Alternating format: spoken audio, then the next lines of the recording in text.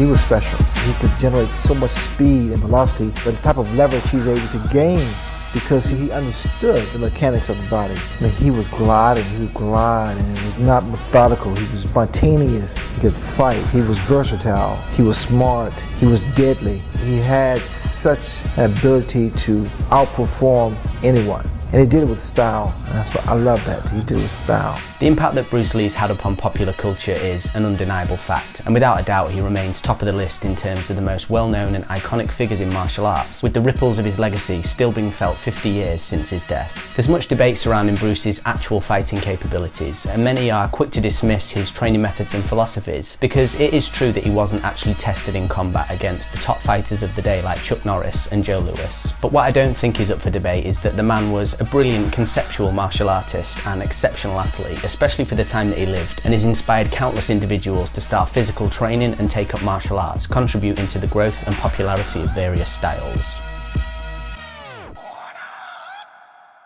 So welcome to this video today, guys. My name is Grant Stevens, and I did previously make a Bruce Lee inspired video that was more of a combat style workout for martial artists that you can find at the link in the description. But this video is going to be more like a broad exploration of some of Bruce's training methods, philosophies and physical feats that contributed to his exceptional athleticism. Now I will mention from the get-go that I'm personally a big fan of Bruce Lee, and he was one of my original inspirations for taking up martial arts in the first place.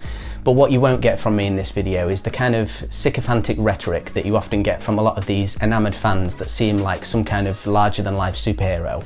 And I want to keep this video as grounded as possible. So I don't see Bruce as the 5'7", 140 pound Kung Fu Jesus that could beat up 6'2", 220 pound Muhammad Ali, which is what many people actually believe. But if you've done even the most basic of martial arts training, you'll understand something like that is absolutely ridiculous. My interest in Bruce isn't related to one specific thing or another, but rather I'm inspired by his holistic approach to personal development, what he achieved both physically and in his career, challenging the norms of the day, and he was willing to think outside the box and incorporate new and innovative approaches. The man was just way ahead of his time in so many areas, as you'll come to see in this video. My personal opinion on strictly his martial arts ability is nuanced, and I believe he was both better than a lot of people give him credit for, but not as great as many think he was, which entirely depends upon who you're speaking to. Now, one thing he did possess was incredibly fast, precise and graceful movements, which we can deduce came from his deep understanding of human biomechanics combined with thousands upon thousands of repetitions of singular techniques, as is documented in his training diaries. And in terms of pure agility and control of his physical body, Bruce was leagues above anyone I've seen from the time period and moves far better than a lot of even today's celebrated athletes. One thing that's always impressed me about Bruce's techniques as a martial artist myself was just how incredibly clean and efficient they were, even by today's standards. Like in this clip from Way of the Dragon, in which he transitions from a feint front snap kick into a high roundhouse kick, which is often known as a question mark kick. And this is something that looks simple enough but is actually quite difficult to execute, especially to this level of precision, and requires a great degree of muscular control. It's more challenging than a regular roundhouse kick in that it requires you to change the positioning of the hips from a square position to a side-on position during one fluid movement, without falling off balance or giving the game away by making the kick laboured and telegraphed. I feel that pure technical ability like this is something that's often very underappreciated in the eyes of modern practitioners who tend to judge through the lens of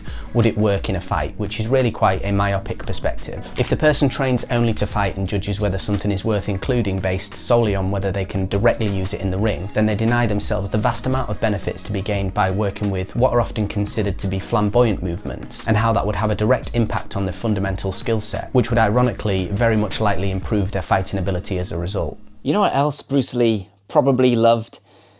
Skincare. No. You ever notice how you never see a photo of Bruce Lee looking old?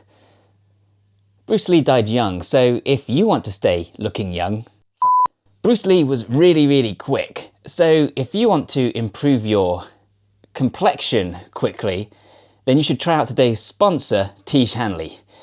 Yeah, that's what I'm going with. Tiege Hanley provides you with a simplified and streamlined way to look after your skin by sending a box to your door containing all of the products you could need, as well as an instruction card showing you exactly how and when to apply them. If you're someone who's had trouble sticking with a skincare regime in the past, then you might just find this to be an ideal solution for you as well. I recommend you start with their Level 1 system, which comes with all the basics: a daily face wash to get rid of the dirt and grime on your skin, a 2 times per week exfoliating scrub to get rid of dead skin cells, an AM moisturizer with SPF 20, because you should always be protecting your skin from the sun, and a PM moisturizer to help your skin stay hydrated and healthy throughout the night. And they now actually have over 7,000 5-star reviews from all around the world, so they must be doing something right. In addition to amazing skin, members of Tiege Hanley get tons of benefits, including at least 20% off the retail price, the ability to customize your box, exclusive monthly deals, the ability to pause or cancel at any time, and free US shipping, and low-cost shipping to most other countries. And because Tiege Hanley is sponsoring today's video, they're offering my viewers a great deal. Just click the first link in the description and you'll get 30% off your first box, plus a free gift. Don't miss out on this amazing deal, click the link and get started today. Thanks again to Tiege Hanley for sponsoring this video, and now back to Grant. What Bruce trained his students in was very practical, and the philosophy was to exploit, control and dominate your opponent's centerline. All attacks, defense and footworks were designed to preserve your own centerline and open up your opponent's. But with that being said, he was evidently also very proficient in the flashier techniques due to what we saw him do on screen. And although this served the function of being more entertaining to audiences, I'm also inclined to believe he became so proficient in these because he understood the concept I illustrated previously. And so it's clear that Bruce had highly developed his technical skills and was always aiming to improve upon them. But for all of that arduous training and theoretical philosophy, we cannot make the jump to assume this automatically made him a good fighter, as many casual fans do. Of course, having that skill set would put him miles ahead of the layman who's never trained martial arts, but against battle-hardened fighters with high combat IQ, it's a much different story. Even Chuck Norris, who was one of Bruce's friends and training partners, respectfully states in this clip that Bruce wasn't a fighter like he was, as somebody who'd entered many tournaments of the day. Did you guys ever go at it in a real situation? No, I was a professional fighter. I fought professionally then, and Bruce was very, very good, but he never fought in the ring. Big difference,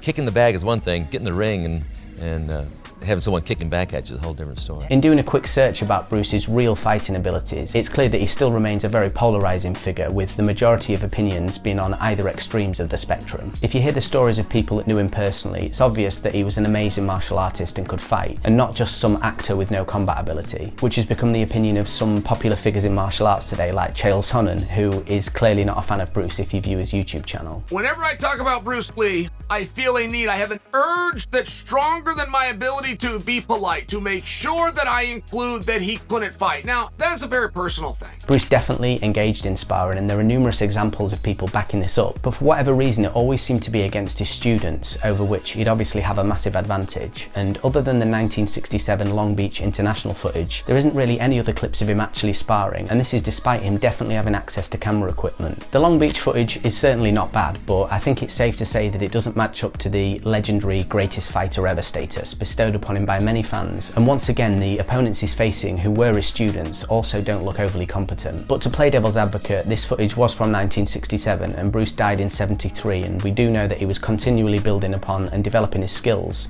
so perhaps this isn't the most accurate representation, but really it's all we've got to go off, rather than just relying upon hearsay and stories. There are still many casual fans who are under the impression that because he could move well and trained hard, that automatically meant he was a great fighter, and in many cases even going as far as to say things like he would obliterate decorated legends who exceeded his weight class like Mike Tyson. From these statements, it's quite easy to recognise these people aren't martial artists themselves, because what they misunderstand is that while being able to move physically well is undeniably a crucial element that makes a person a good fighter, it's only one part of the puzzle. There are many other traits arguably more important than this, such as fight IQ, which can't be developed in any other way than vast amounts of ring experience. We also need to consider a fighter's ability to manage the adrenaline that comes from combat, which can cause even people with vast training experience to forget all of their skills until they learn to manage it through repeated exposure. However, on the other side of the spectrum, we've got people that say he was just a movie star and completely disregard his ability and understanding of the martial arts. So what is the truth then? Well, I would say the answer lies somewhere in the middle of those two viewpoints.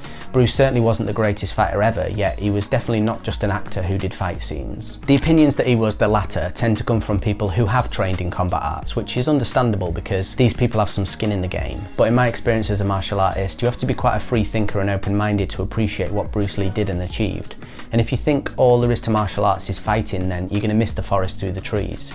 But conversely, if you think all there is to fighting is being good at techniques, then you're also way off. A common argument is that people say Bruce only trained for the street and didn't like the point karate competitions that were around in his day. And that may be true, but to me this is hedging towards that cringy territory where martial artists say things like, these techniques are so deadly that we can't even demonstrate them. And it's not widely known that there were in fact Vale Tudo competitions taking place in Bruce's day that were close to a no-holds-barred format. So it's not as if the only option was the point-stop karate, but for reasons we'll never know, Bruce wasn't inspired to participate in them. When researching information about Bruce, it can be tricky because of the limited technology of the time period, coupled with the cult of Bruce Lee phenomenon, which is exacerbated by enamoured fans who grew up on his movies and view him kind of like a superhero, and they perpetuate many of the preposterous claims like he could kick 6 times in 1 second, or that he could throw a grain of rice in the air and catch it between 2 chopsticks. But ultimately I would say this stuff actually harms Bruce's reputation, and for some people can act a little bit like a turd in the punch bowl, putting them off Bruce entirely, which is a real shame because there's a lot to learn from the man. I also feel that Bruce actually wouldn't be very happy with all of this stuff,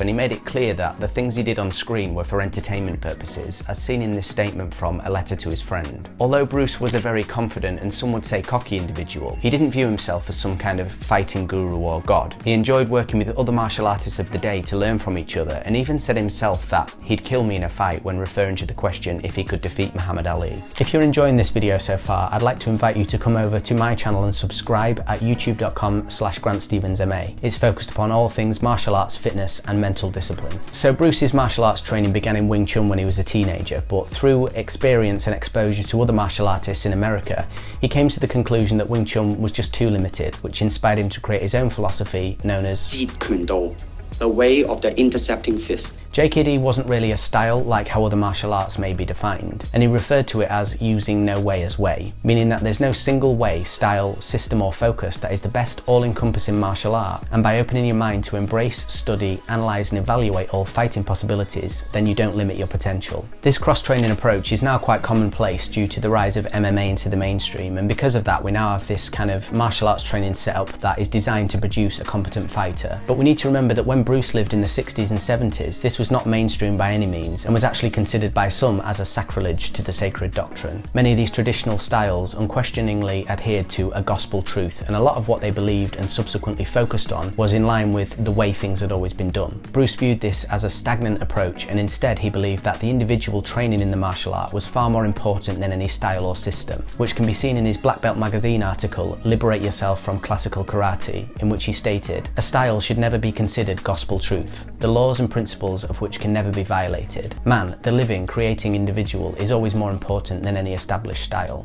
Now, I want to just highlight a common misconception that I think some people will inevitably pick up on, which was that Bruce was certainly not the first ever person to begin experimenting in cross-training. As I mentioned earlier, there were already old-school Vale Tudo tournaments in Bruce's day, and even in the ancient Greek Olympics, there was an empty-hand submission sport in which the athletes mixed striking and grappling techniques with scarcely any rules. Bruce is still considered to be vastly ahead of his time in this regard, which he certainly was, but really, it's only when compared to traditional martial artists of the day, and I think it's important to mention that just to give the other pioneers of the time credit. Bruce's iconic status often eclipses this, especially to casual onlookers, which leads them to believe that he was in fact the first one, when in fact he was more like the person that became most well known for it. And so in changing the focus from the power being in the style with its rules and limitations, and instead placing it upon the individual, essentially JKD became a limitless, non-biased approach that became about practicality, efficiency, and the idea of adopting only what was useful from various martial arts styles, while disregarding what wasn't. It also emphasised directness, simplicity and non-classical movements, and instead was interested in finding out what was actually the most effective. And so not only did this open the door to using any and all martial arts techniques that would be effective in combat, it also naturally made sense to Bruce to do the same with his conditioning, and we see this overarching pattern in which he recognised the limitations of traditional methods, and also applied a similar open-minded and inclusive approach to everything that he did. Again, this is something that's commonplace now. Martial arts training and physical conditioning are synonymous with one another, but in Bruce's day this wasn't the case at all, which is reflected in a quote I've always really liked, in which he said, "Training is one of the most neglected phases of athletics. Too much time is given to the development of skill and too little to the development of the individual for participation." I remember reading in Matthew Polly's brilliant book, Bruce Lee: A Life, that apparently in those days some martial artists used to pride themselves on drinking loads of alcohol and then have fights and considered this to be masculine. So the connection between care of the physical vessel and performance hadn't yet been made, and this is also something mirrored in many other sports like football in the UK.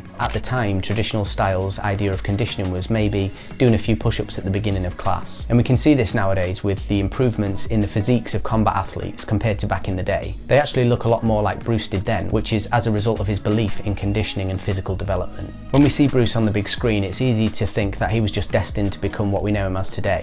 But what many people don't know about Bruce is that he was anything but a naturally gifted athlete. In fact, he actually had one leg shorter than the other. He was quite a sickly child, and he had to do a lot of work to build up his body into the physique that is so recognisable. With that being said though, naysayers will point to Bruce's relatively small measurements and less impressive lifts as proof that he wasn't particularly strong. His arms only measured 13 inches at the time of Enter the Dragon, for example. This is very small by any bodybuilder's standards, and his gym records show that he squatted 95 pounds for 10 reps during a regular workout. But on the other side of the spectrum, you hear ludicrous claims that he could raise a 45-pound barbell to shoulder height with his arms straight and hold it there for minutes at a time, or hold a V-sit for half an hour. So what's the actual truth? Well, it's highly unlikely that he was actually able to hold out the dumbbell at arm's length as described, and that would be an amazing feat of strength for anyone. Not saying it's impossible, but the fact he never filmed this ability, like with the sparring, is a little suspect given that he wasn't shy of demonstrating his strength. But what we do have record of is that he was able to perform almost perfect two-finger push-ups. Watching his technique, we can see that his feet are close together and his core remains almost perfectly rigid the entire time. Most people performing a one-handed push-up will let their waist sag and splay their feet apart to manage it, let alone doing it using two fingers. So what it comes down to is really how we measure strength. You know, as Adam is continually stating on this channel,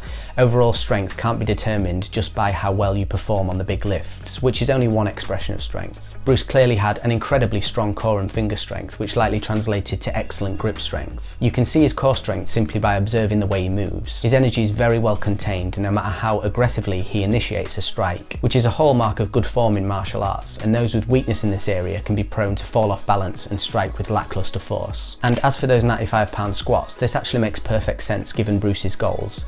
He was first and foremost a martial artist, and opted to add weight training to give himself more explosive power and strength. Not only does he not need to develop a huge squat to serve this purpose, but training with extremely heavy weights would only serve to take away from his martial arts training. Fatigue management is big in the world of functional training, and his gym sessions needed to complement his primary sport, and he was not doing ego lifts to put on more size. It also wouldn't make sense for Bruce to get very large and heavy, and apparently there was a time when he did bulk up a little bit to about 165 pounds, but recognised it really slowed him down and so returned to his regular 140. By using techniques like speed lifting and overcoming isometrics, which fits perfectly with how many modern fighters approaching a match will aim to cut their weight down while maintaining as much of their power as possible. In short, Bruce wasn't powerlifter strong, but what we can gather is that he had an iron core, a very powerful grip, and an amazing ability to generate power.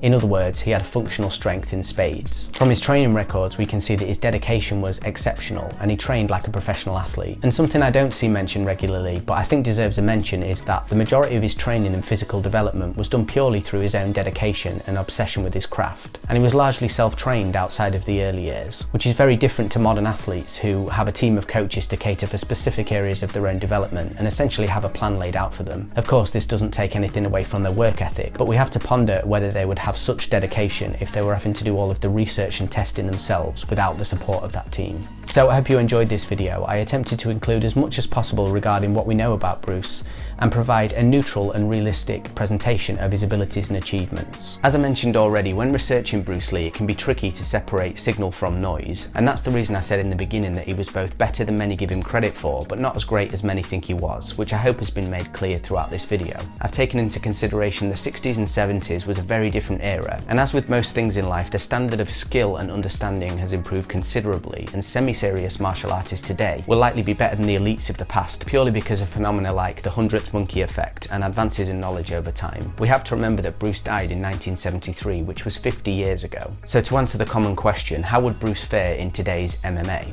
I think if you plucked him from the period and placed him in the cage in 2023, he'd have a hell of a struggle and would likely be defeated by the majority of today's pros, which I think is a very fair assessment. This will inevitably trigger many of the cultists, but as I've already touched on, these opinions tend to come from an uneducated perspective in which these people don't understand the specialised skills and experience that you'd only be be able to get through extensive training with the goal of competing against the best in the world. But if we hypothetically imagine Bruce Lee as a modern martial artist with access to contemporary knowledge and who was training for that goal, then I think it's a much different story. In terms of just his athleticism and ability, he probably had the best foundation one could ask for, and with the right training, I think he'd have the potential to become a world champion at the highest level. Some of the things he would have to do would be develop a more well-rounded skill set, especially focusing more upon grappling, because although he did train this, he was clearly striking focused. Again, many accounts of Bruce's sparring matches contain anecdotes about his speed and how tough he was to hit, but what happens when an experienced grappler manages to take him down? He'd also take advantage of advancements in understanding, and if he was training to compete in MMA professionally, he'd likely enlist the skills of coaches specialised in particular areas of knowledge, like a nutritionist or a conditioning expert. Regardless of the opinion you hold on the man, his exceptional athleticism was a result of his dedication, innovation, and holistic approach to training that integrated physical fitness, martial arts, mental discipline, and adaptability. His influence extends beyond the realm of martial arts, making him an enduring icon in the world of sports and popular culture.